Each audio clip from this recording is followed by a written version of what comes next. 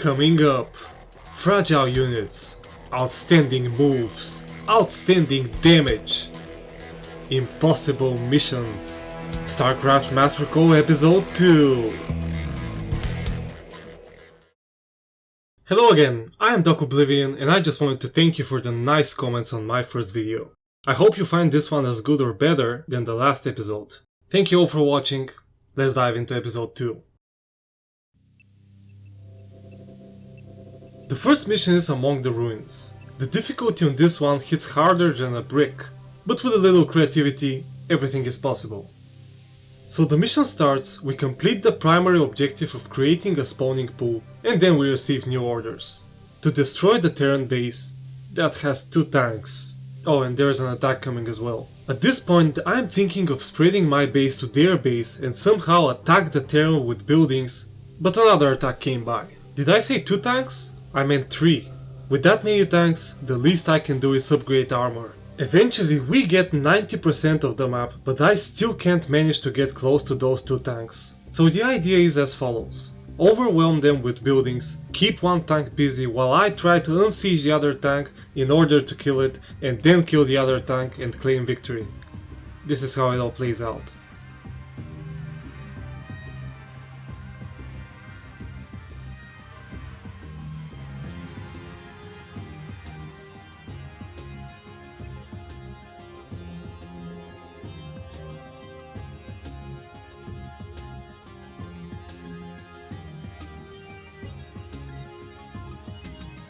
Mission 2 is Egression.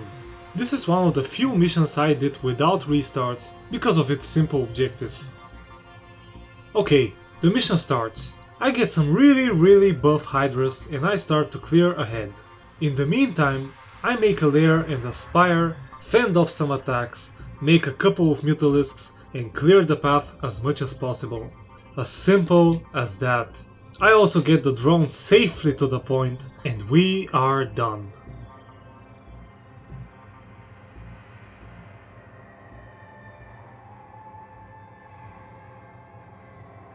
Mission 3 is the New Dominion. Here we have the very original objective of eliminating the Terran's presence. This mission is a very easy one. All we have to do is survive until I reach a good amount of mutalisks and then we attack. So first things first. I took an expansion and I failed to survive the first attack. The real problem is that I can't really defend it because I don't have the proper structures. So the only thing I can do here is drag the army down to my main and deal with it there. By the time of the next attack, I have every means to stop it.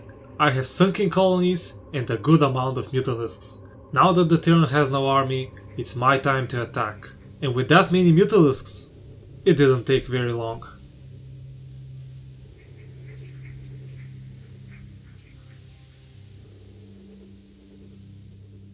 The next one on the line is Agent of the Swarm. Here we have to protect the chrysalis until it hatches.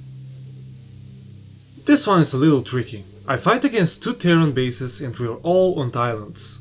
The base I have to destroy is heavily guarded with turrets and tanks. My plan is to make the same amount of mutalisks I did in the last mission, and when Kerrigan hatches, I use Overlord transportation to get her on the island. As always, I constantly get bombarded with attacks here and there, but I manage to endure. Sometimes. Okay, I started cleaning those turrets up. I lost a muta here and there. I also lost something else, but in the end, I didn't really leave anything alive to kill my units, so...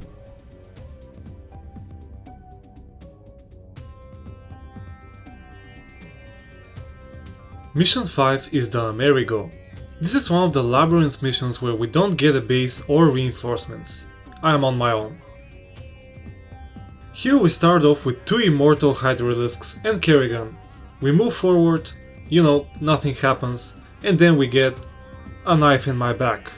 I have to burrow these Zerglings without having a hotkey, because this is a modded version of Starcraft.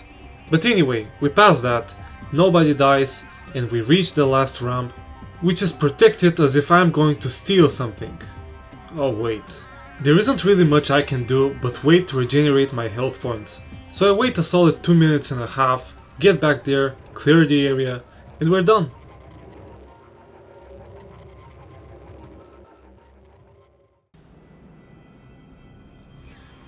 Moving forward, we've got the Dark Templar. This is another one of those clear the whole map missions. So how do we do that? First thing we always do is defend our base for 20 minutes. It's really frustrating not to do anything for that long time, but there isn't really anything I can do. Defenses require buildings and buildings require drones. At that point, my economy is a complete fluctuation. Anyway, I decided to get the base on 9 o'clock like I did in my other Zerg playthrough. After that, of course, I went straight for Mutaguardian army composition. With a couple of miscalculations to additionally waste my time, I cleared the whole map. I put Kerrigan in the boxing cage, and we are ready to proceed.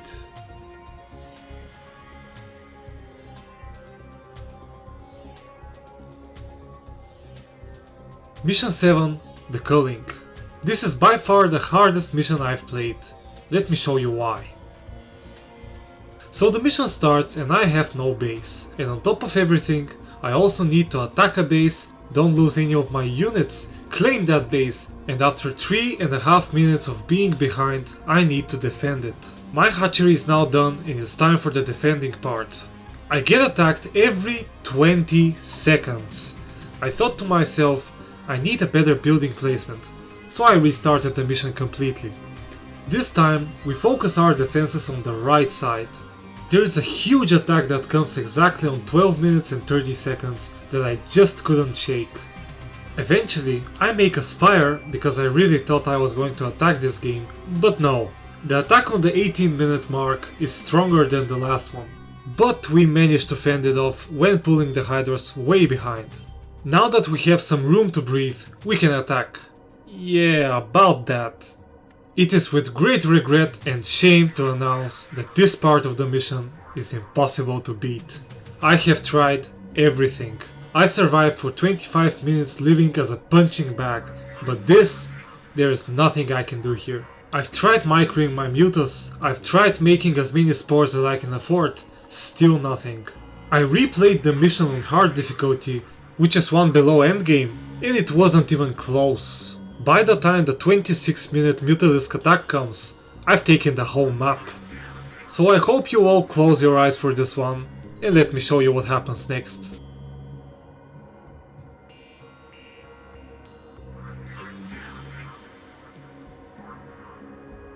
Mission 8. This one is a little funny to be honest. We have to defend 3 points with the economy of 1 base. These 3 bases are all going to need defensive structures and I will never financially recover from this. So I decide to expand, and it doesn't really work. The next big idea is to survive river attacks, which for some reason works here and it doesn't work here. Having dealt with that, we move to a slightly more reliable defenses. These allow us to make an expand, and the expand allows us to make more defenses. The circle of Starcraft.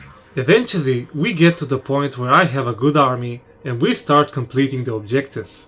All we have to do is destroy the enemy's nexuses, so we do that and we claim victory.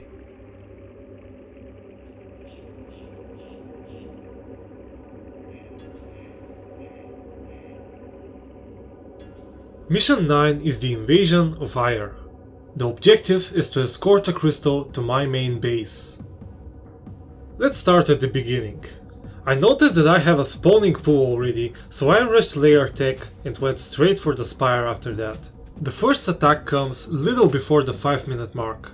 This attack, it's my fault, let's move on. After 12 minutes of staying on one base and fending off attacks, I decide to expand. I also start to slowly clear the map of the green Protoss production facilities. When the green Protoss is out of the game, I take a third base and I slowly start to take on the yellow Protoss now. But then, with one side of the yellow Protoss gone and the other one out of the way, I can now take on the Kaidaran Crystal Formation. The plan here is the same as my last Zerg playthrough. We make a hatchery or 2 and we make a lot of spore colonies. If we don't lose any unit in the next 10 minutes, we are ready to finish off the campaign when going to the next mission.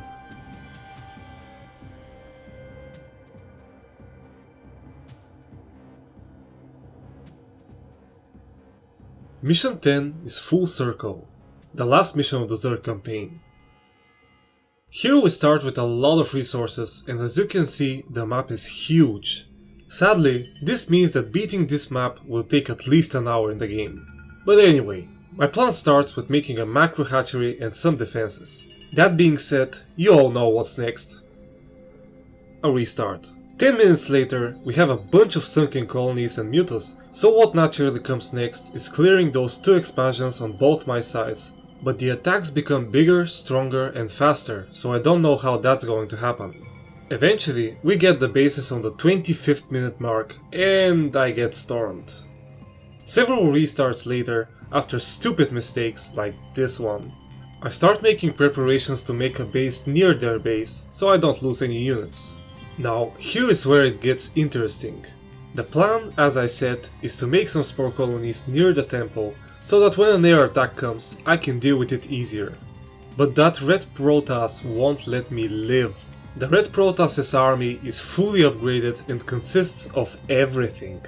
At least he doesn't have Corsairs. The Yellow Protoss, on the other hand, has fully upgraded Archons, which completely obliterate everything that I have. Nevertheless, my dedication prevails and I destroy the temple. And the mission doesn't end. And I have another objective. And all the living Protoss plus random spawns come after me. My only hope here is to load the drone into an overlord and just deliver it to the temple as soon as possible. But that is apparently not allowed in this modded version that I'm playing. What else can I do? I tried using all my resources to build spores and sunken colonies, but when the army comes, there is actually nothing that I can do at all. So the only possible solution to beating this mission without losing a unit is to reduce the difficulty to hard again. So we do that, and as always, it's not even close to being hard. I made my defenses earlier in the game because I had the time and resources. I killed every single unit that came, and now I escort my drone to the temple.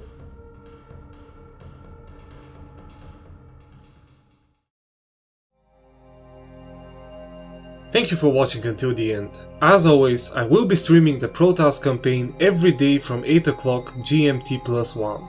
If you're interested in what's coming next, you could subscribe as well. Thank you again for watching, and I'll see you guys in the next one.